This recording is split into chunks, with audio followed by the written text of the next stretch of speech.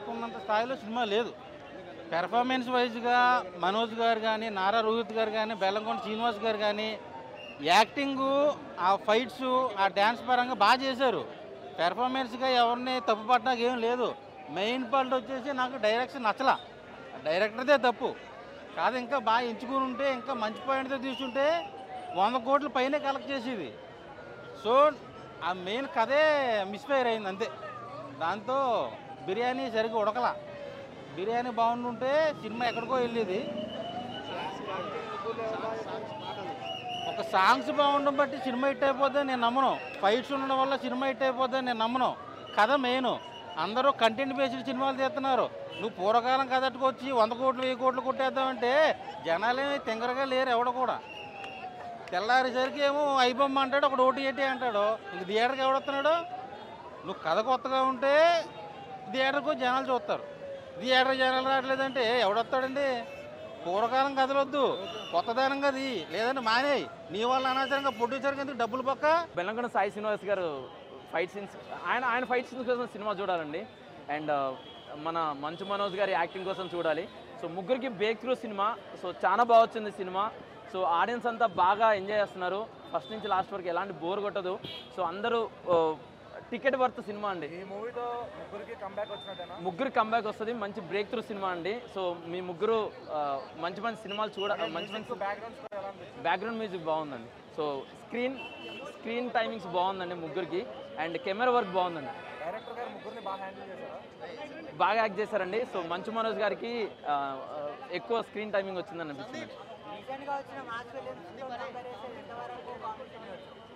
ఇక్కడ ఈ సినిమాలో మాస్ ఫైట్స్ చూపించిన విధంగా వేరే సినిమాలు అయితే రీసెంట్గా అయితే చూడలేదండి. సో వీకెండ్కి మంచి కలెక్షన్ మూవీ. చాలా రోజులు వేసవి టైంలో ఎక్కువ సినిమాలు లేవు. సో ఫ్యామిలీ అంతా కలిసి చూడాల్సిన సినిమా అండి. తప్పక చూడండి, సినిమా అయితే బాగుంది.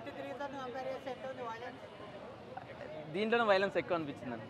షో భైరవం సినిమా చూద్దామని వచ్చినా, ఎలా ఉంటుందా ఏందా అని చెప్పేసి భారీ అంచనాలతో వచ్చినా, కానీ భారీ అంచనాలు కాదు భయ్య, అతి భారీ అంచనాలని మించిపోయే లెవెల్లో, ఒక ఊర మాస్ లెవెల్లో తీసిరు భయ్య సినిమాని. నిజంగా మూవీ మొత్తానికి మెయిన్ హైలైట్ ఎవరు అని అంటే మంచు మనోజ్ అని చెప్పేసి చెప్తా. మంచు మనోజ్ అనే పర్సన్ లేకపోతే ఈ సినిమానే లేదు భయ్య. కానీ ఏం యాక్టింగ్ భయ్య, అది అసలు విలన్ రోల్లో ఒక క్రూరత్వమైన లుక్లో చూపెట్టారు. నిజంగా అసలు మామూలుగా లేదు. లాస్ట్ క్లైమాక్స్ సీన్లో ఏంటంటే బెల్లంకొండకి మళ్ళీ మంచు మనోజ్ గారికి ఇద్దరికి మధ్యలో క్లైమాక్స్ ఫైట్ సీన్ ఏంటంటే నువ్వా నేనా అనే లెవెల్లో టకాఫర్ పెట్టిరు భయ్య.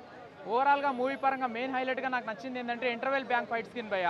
ముగ్గురు హీరోల్ని మూడు కోణాల్లో మల్టీ స్టారర్ లెవెల్లో ఫైట్ సీన్స్ పెట్టారు భయ్య. ఎవరిని ఎక్కడ తగ్గకుండా చూపెట్టారని చెప్పేసి చెప్పుకోవచ్చు.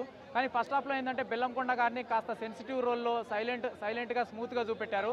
కానీ సెకండ్ హాఫ్ వచ్చినప్పటి నుంచి ఏంటంటే అసలు హీరో అంటే ఇతను కదరా బాబు అని చెప్పేసి అనుకునే లెవెల్లో ఒక మాస్ ర్యాంపేజ్తోని రఫ్ఫాడిచ్చిండు భయ్య బెల్లంకొండ. కానీ నారా రోహిత్ గారి విషయానికి వస్తే ఏంటంటే సెకండ్ హాఫ్లో కాస్త నెగిటివ్ ఇంపాక్ట్ రోల్లో నిజంగా చాలా ఎమోషనల్గా ఏడిపించేసేసిండు భయ్య. కానీ ఆ స్టోరీ పరంగా చూసుకుంటే అదే కరెక్ట్ అని చెప్పేసి నాకు అర్థమైపోయింది. కానీ బ్యాక్గ్రౌండ్ స్కోర్ మ్యూజిక్ పరంగా చూసుకున్నా, ప్రొడక్షన్ పరంగా చూసుకున్నా, సాంగ్స్ పరంగా చూసుకున్నా, డైలాగ్ డెలివరీ పరంగా చూసుకున్నా, ఎక్కడ కూడా 1% ఆడియన్స్ ఎక్కడ కూడా మేమైతే డిసప్పాయింట్ అవ్వలేదు భయ్య. మూవీ అయితే ఓవరాల్గా సూపర్ బాగుంది, ఎక్సలెంట్. ఓకే అన్న, బాగుంది. అదితి శంకర్ గారు యాక్టింగ్ పర్ఫార్మెన్స్ కూడా బాగుంది. అండ్ ఓవరాల్గా మూవీలో మెయిన్ హైలైట్ ఎవరనంటే అన్న, ఆన్ స్క్రీన్ మీద బాగా హైలైట్ అయిన పర్సన్ ఎవరనంటే మంచు మనోజ్ గారు అన్న. మంచు మనోజ్ గారు బాగా హైలైట్ అయ్యారు. అండ్ లాస్ట్ క్లైమాక్స్ సీన్ పరంగా చూసుకుంటే మాత్రం అసలు ఫైటింగ్ సీన్స్, బెల్లంకొండ గారికి పూనకాలు వచ్చే ఫైట్ సీన్స్ కూడా అసలు ఊర మాస్ లెవెల్, మాస్ ర్యాంపేజ్తో రప్పాడించండి భయ్య.